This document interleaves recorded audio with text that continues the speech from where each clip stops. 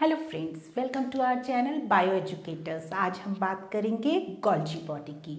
Golgi body is a secretory cell organelle, means its chief function is the secretion of the various substances. Now we talk about the different names of the Golgi body. Golgi body को दूसरे नामों से भी बुलाया जाता है। वो क्या क्या नाम है? First one is the lipochondria, idiosome, Baker's body, Dalton complex, Golgi complex और apparatus, and last one is the pleomorphic cell organelle. Pleomorphic cell organelle means it exists in different cells in different size and form. हर cell में इसका size और form अलग अलग होगा. That's why it is known as the pleomorphic cell organelle. Golgi body form a endomembrane system. In endomembrane system, membranous organelle associate एक साथ जुड़ करके फंक्शन करते हैं and example is the plasma membrane, endoplasmic reticulum and vacuoles. So along with यानी Golgi body in तीनों के साथ अपने फंक्शन को शेयर करता है. दे रिमेन एसोसिएटेड, कोऑर्डिनेटेड, ये जुड़े रहते हैं अपने काम को पूरा करने के लिए. So this type of the system is known as the endomembrane system. Mitochondria and chloroplast are not the part of the endomembrane system. Next is, now where they are found, occurrence of the Golgi body. Golgi body कहाँ कहाँ पे पाए जाते हैं? तो हम कह सकते हैं कि जो गोल्जी बॉडी हैं these are found in plant and animal cells both. But plant cell and animal cell, but there is a difference. In plant cell इनको दूसरे नाम से बुलाया जाता है जिसको हम डिक्टियोसोम कहते हैं. Dictyosome, clear. और इसमें इसको डिक्टियोसोम इसलिए कहते हैं, दोनों के लोकेशन में अंतर होता है. प्लांट सेल में गोल्जी बॉडी डिफ्यूज रहता है यानी वो स्कैटर्ड रहता है, फैला हुआ रहता है. But in the case of the animal cell it remain localised यानी एक स्पेसिफिक पॉइंट पे प्रेजेंट रहता है. नंबर्स प्लांट सेल में मोर होते हैं rather than the animal cell. Now it is also present in the eukaryotic cell but remain absent in prokaryotic cell. तो absent रहेंगे prokaryotes में and present रहेंगे eukaryotes में. but there are exception यानी कुछ ऐसे eukaryotes भी होंगे जिनमें गोल्जी बॉडी प्रेजेंट नहीं होंगे.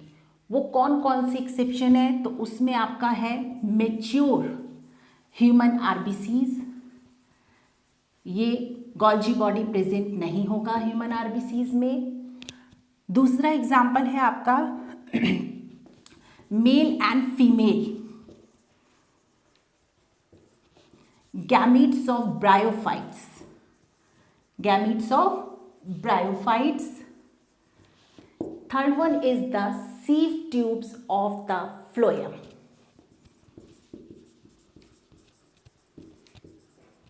Of phloem, it remain absent. So we can say कि it is found in eukaryotic cell except these cells. Now we'll talk about the structure of the Golgi body. यानी कि Golgi body किन किन चीज़ों से बना होता है उनके बारे में हम बात करेंगे. तो basically Golgi body is made up of the 3 components. What are they? First one is the cisternae, second is the vesicles, and third one is the tubules. अब हम इनकी बात करेंगे कि कहाँ पे क्या क्या क्या प्रेजेंट रहता है. तो cisternae आर द फ्लैट, अगर यहाँ स्ट्रक्चर में देख रहे हैं तो these are the flat curved structure is known as the cistern. It is a tubular structure filled with a transparent matrix that is known as the Golgi matrix. And they are situated parallelly, एक दूसरे के parallel situated होते हैं. Their number varies in animals and plant cell. Usually in animal cells they are present in the 3 to 7 number, and maybe number varies in the different cells, and in plant cells their numbers are usually 10 to 20 number. Now come on the next component, that is the vesicle. Vesicles are a rounded structure. These are the rounded small vesicles. Here this is a vesicle. Vesicles are of two types, transport vesicles and secretory vesicles.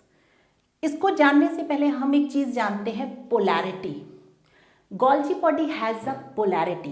Polarity का मतलब होता है इसके दो पोल होते हैं, दो face होते हैं. एक को हम सिस बोलते हैं, दूसरे को हम ट्रांस बोलते हैं. सिस का एक और नाम होता है, उसको हम बोलते हैं फॉर्मिंग फेज, यानी यहाँ कोई चीज बनती है, और ट्रांस फेज यानी कि कोई चीज मेच्योर हो जाती है. तो कैसे इनका रोल है उसको हम समझते हैं. और यहाँ पे एक चीज और हम देखेंगे कि जो हमारे सिस्टर्नी हैं, दीज आर कॉन्वेक्स्ड. एक सरफेस पे आप देखेंगे तो इस तरीके से आपको कॉन्वेक्स स्ट्रक्चर दिख रहा है और एक तरफ आपको कॉन्केव दिख रहा है. यानी कि अगर हम बात करें, एक तरफ उत्तल है, एक तरफ अवतल है, तो उसको देखेंगे ये उत्तल बना हुआ है और ये वाला जो है आपका अवतल है. तो जो ये कॉन्वेक्स साइड रहती है ये हमेशा न्यूक्लियस की तरफ रहेगी. ये रूल है और ये चीज़ हमेशा यही इसकी पोलैरिटी है कि इसका जो सिस फेज है, जो इसकी कॉन्वेक्स साइड है, हमेशा न्यूक्लियस की साइड पे रहेगी, और जो इसका कॉन्केव साइड है वो हमेशा प्लाज्मा मेम्ब्रेन की साइड पे रहेगा. इसका ट्रांस फेज हमेशा प्लाज्मा मेम्ब्रेन की साइड पे रहेगा. क्लियर. अब हम बात कर रहे थे वेसिकल्स की. तो वेसिकल्स देखिए दो तरीके की हैं, एक ट्रांसपोर्ट वेसिकल है, एक सिक्रीटरी वेसिकल है. तो ये कैसे काम करते हैं, होता क्या है, हमने पढ़ा है गोल्जी बॉडी का काम होता है सिक्रीशन. सिक्रीशन में प्रोटीन्स जो फॉर्म होती है, हम इससे पहले एंडोप्लाज्मिक रेटिकुलम पढ़ चुके हैं, तो हमें पता है रफ एंडोप्लाज्मिक रेटिकुलम, रफ यानी RER सिंथेसाइज प्रोटीन. जो प्रोटीन सिंथेसाइज होती हैं वो फॉर्म होकर के वेसिकल्स में आती हैं, यानी transport vesicles contain these proteins. ये वेसिकल्स सिस्टर्नी से अटैच्ड हो जाती हैं. When they get attached with the cisternae, उसके बाद इनमें क्या होगा, मॉडिफिकेशन होगा. यानी जो इनमें प्रोटीन प्रेजेंट है उनका मॉडिफिकेशन होगा. मॉडिफिकेशन यानी उनमें कुछ केमिकल चेंजेस होंगे, और आफ्टर दैट ये कनेक्टेड रहती है सिस्टर्नी, और इनसे यहाँ से जो सिक्रीटरी वेसिकल्स के फॉर्म में वो मॉडिफाइड सब्सटेंस रिलीज हो जाता है, और ये अपने डायरेक्टेड सेल जहाँ उनको जाना है वो वहाँ चले जाते हैं. ये है इसका फंक्शन, आप कह सकते हैं this is a vesicles present in the Golgi bodies. And last component यानी third component of the Golgi body is tubules. This is a branched, अगर हम कहें तो ये एक ब्रांच्ड स्ट्रक्चर है, and irregular, there is no specific shape. Irregular structure है, situated at the periphery of the cisternae. हम देख रहे हैं सिस्टर्नी के एंड जो है स्वेलन एंड्स हैं, उनसे ये टिब्यूल्स अटैच रहते हैं. That is a tubules. यहाँ तक हमने बात की है. अब हम जो मेन बात करेंगे वो हम बात करेंगे functions of the Golgi body. Very very important. In functions के बारे में पूछा जाता है. एक इसका नेम भी डिक्टियोसोम के बारे में भी पूछा जाता है, और ये आपका फंक्शन है. सबसे पहला फंक्शन है, it is known as the principal director principal director of macromolecular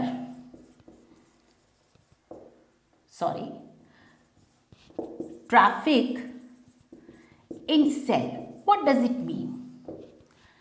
simple इसका मतलब है एक प्रिंसिपल है, मतलब मेन जो है, एक डायरेक्टर है, it give the direction to that macromolecules which are synthesized, जो सिंथेसाइज्ड हो रहे हैं इन द गोल्जी बॉडी, उनके ट्रैफिक को कंट्रोल कर रहा है, इन which direction they should go, वो चीज़ें हमारा गोल्जी बॉडी कर रहा है और वो बता रहा है कि किसको कब क्या नीड है, उसके अकॉर्डिंग उसकी नीड को फुलफिल कर रहा है और वो ट्रैफिक को कंट्रोल कर रहा है।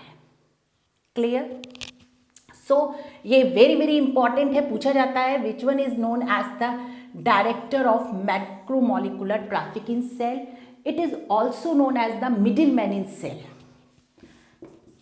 ये बहुत ज़्यादा अभी इतना वो नहीं है, हायर क्लासेस में रहेगा ये आपका मिडिल मैन इन सेल। तो Golgi body is also known as the middle man in cell.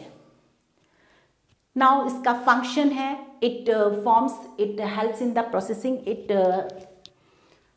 Take part in the glycosylation.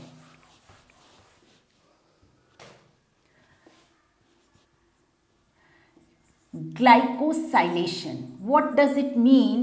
Glycosylation means it's convert, it change lipids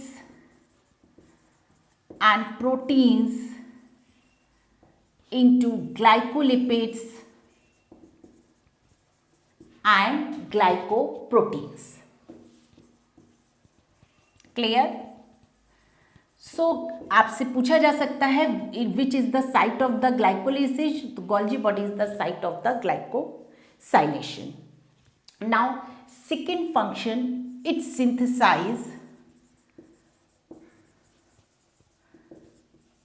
different molecules, like it synthesize hemicellulose, sialic acid and polysaccharides.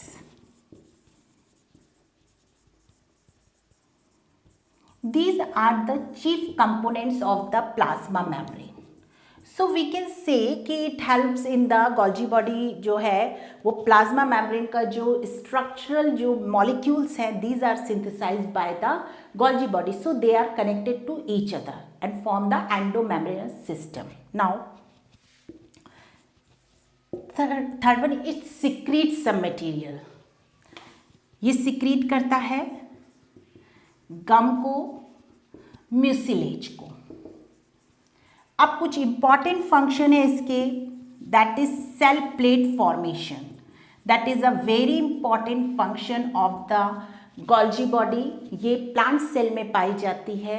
During the cytokinesis this cell plate is essential, so this cell plate is formed by the Golgi body. Now next function है formation of acrosome. Formation of acrosome of sperm. A acrosome is a part of a sperm and this is formed by the Golgi body. Question आता है कि acrosome किससे बनता है, तो acrosome जो है गोल्जी बॉडी से बनता है। उसके बाद नेक्स्ट है formation of lysosome with the help of ER, मतलब एंडोप्लाज्मिक रेटिकुलम और गोल्जी बॉडी दोनों मिलकर के इस लाइसोसोम को फॉर्म करते हैं। उसके बाद है आपका vitelline membrane. Vitelline membrane is helpful in the yolk synthesis. Yolk egg होता है, एग की जो मैम्ब्रेन है विटिलाइन मैम्ब्रेन, उसकी सिंथेसिस में vitelline membrane, which one is helpful? Golgi body is helpful for the vitelline membrane synthesis. Now ये सारे जो फंक्शन है, यानी in glycosylation, in synthesis of hemicellulose, sialic acid, polysaccharides, it secrete gum and mucilage, help in formation of cell plate, form acrosome of sperm, lysosome with the help of the ER, Wittline membrane synthesis. In all these, Golgi bodies play a very important role. It is essential for the synthesis of all these things. So hopefully आपको समझ में आया होगा कि मैंने क्या पढ़ाया है. अगर आप लोग को समझ में आया है तो मेरे चैनल को शेयर करें, लाइक करें. Thank you.